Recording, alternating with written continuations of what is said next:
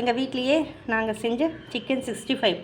இந்த மாதிரி சிக்கனை நல்லா சாஃப்டாக இருக்க மாதிரி வாங்கிட்டு வந்துட்டு குட்டி குட்டி பீஸாக இந்த மாதிரி போட்டுக்கோங்க. ஏன்னா நமக்கு அப்போ தான் எண்ணெய் கம்மியாக ஊற்றலாம். பெரிய பெரிய பீஸாக போட்டோம்னா நம்ம நிறைய எண்ணெய் ஊற்றணும். அதுக்காக தான் இந்த மாதிரி குட்டி குட்டி பீஸாக கட் பண்ணி வச்சுக்கோங்க.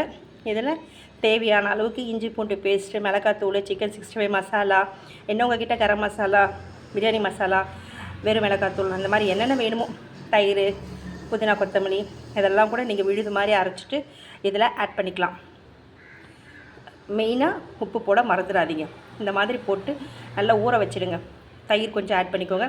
ஊற வச்சுட்டு வேணால் க்ரன்ச்சுக்கு வேணும்னா எக்ஸ்ட்ராவாக நீங்கள் மைதா பேஸ்ட்டு, அதாவது மைதா அப்புறமா அரிசி மாவு கொஞ்சம் மிக்ஸ் பண்ணிவிட்டு ஊற வச்சுட்டு எண்ணெயில் போட்டு பொரிச்சு எடுத்து சாப்பிட்டு பாருங்கள்.